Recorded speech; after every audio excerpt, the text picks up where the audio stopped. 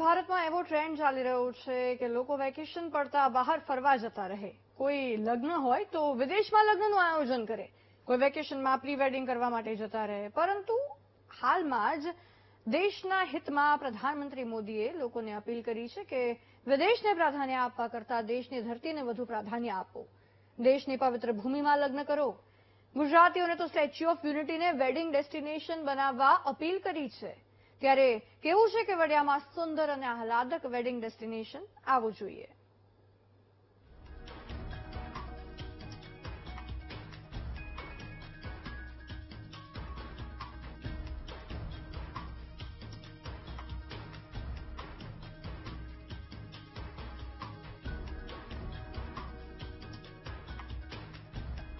Iran Israel યુદ્ધ વચ્ચે દેશ માટે પોતાનું વિદેશી હુડિયામણ બચાવવું ખૂબ જ મહત્વપૂર્ણ બની ગયું છે. લોકો વિદેશની ઘેલછા છોડી દેશના હિતમાં કામ કરે તે ઉદ્દેશ્ય સાથે પ્રધાનમંત્રી મોદીએ લોકોને અનેક અપીલ કરી. જેમાંની એક અપીલ ડેસ્ટિનેશન વેડિંગ માટેની હતી. લોકો પ્રી વેડિંગ અને ડેસ્ટિનેશન વેડિંગ માટે વિદેશ જાય છે, ત્યારે આવા લોકોને દેશના જ સુંદર સ્થાનો પર લગ્ન ગ્રંથિમાં બંધાવવાની અપીલ કરી છે. ત્યારે જેમાંનું એક સુંદર સ્થળ સ્ટેચ્યુ ઓફ યુનિટી છે, જેની પ્રધાનમંત્રીએ પોતાના વડોદરા પ્રવાસ દરમિયાન વાત પણ કરી હતી. શું કહ્યું હતું પહેલા તે સાંભળો. आजकल विदेश घूमने वहां पर डेस्टिनेशन वेडिंग, ये मैं यहां से बहुत से लोग हैं, अब मुझे निमंत्रण नहीं भेजते हैं, पहले भेजते थे क्योंकि विदेश में ही शादी करते थे, अब बंद कर रहे हैं.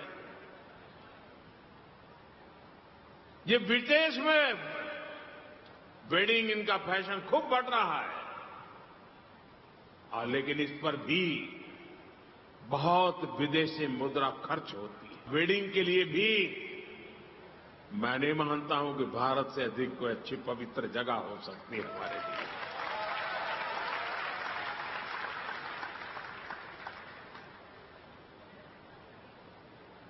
जब यहां वेडिंग करते हैं ना, तो हमारे पूर्वजों की मिट्टी भी हमें आशीर्वाद देती है. और वेडिंग के लिए भी भारत के ही अनेक स्थान है, उसको हम चुने. हमारे गुजरात में तो वैसे भी एक से बढ़कर एक स्थान है, और मैं तो आप सब पाटीदार भाइयों को तो कहूंगा, आपको तो अब शादी स्टेच्यू ऑफ यूनिटी वहीं पर जाके करनी चाहिए. પ્રધાનમંત્રીના શબ્દો આમ તો પહેલાથી જ સાર્થક છે, પરંતુ હવે સ્ટેચ્યુ ઓફ યુનિટીમાં લગ્ન કરવા માટે લોકોની પડાપડી થાય તો પણ નવાઈ નથી. કારણ નજરો સામેના સુંદર અને આહલાદક દ્રશ્યો છે. એક તરફ નર્મદા ડેમ, બીજી તરફ પહાડોથી ઘેરાયેલું વેડિંગ ડેસ્ટિનેશન. એવી સુંદર જગ્યા જ્યાં કોઈ શણગારની પણ જરૂર નથી, કારણ કે પ્રકૃતિથી જ તે 16 શણગાર સજીને બેઠું છે. આ દ્રશ્યો ટેન્ટ સિટી અને સેન્ટ સિટીના છે, જ્યાં એક વર્ષમાં 40 લગ્ન થયા, જ્યારે ખાનગી રિસોર્ટમાં 20 જેટલા, જેમાં લગ્ન કરનાર ન માત્ર ગુજરાતી પરંતુ અન્ય રાજ્યના લોકોની સાથે સાથે એનઆરઆઈ લોકોના પણ લગ્ન થયા છે. અને હવે પ્રધાનમંત્રીના ઉદ્દેશ્યને વધુ સફળ બનાવવા स्थानिक तंत्रએ कामगिरी शुरू કરી દીધી છે. हर साल हम 8 से 10 डेस्टिनेशन वेडिंग जो एनआरई वेडिंग करते हैं, जो भी हमारे जहाँ के मध्य प्रदेश, गुजरात एंड राजस्थान के एनआरई लोग हैं, वो जहाँ आके वेडिंग करते हैं. जहाँ के वेडिंग का उनको ये अनुभव आता है कि वो पुराना इंडियन कल्चर जिस तरीके से हमारे शादी ब्याहों के रस्म रिवाज थे, उनको वो अपना सकते हैं और हर चीज का आनंद ले सकते हैं. क्योंकि शादियां ब्याह जो होती हैं वो साल में किसी परिवार, दो परिवारों का मिलन होता है, और वो पूरे कल्चर के साथ और हमारी सभ्यता के साथ वो किया जाए. इसके लिए गुजरात से अच्छी जगह कोई नहीं है. भाई आटली सुंदर जग्या होय तो विदेश जवानी शुं जरूर.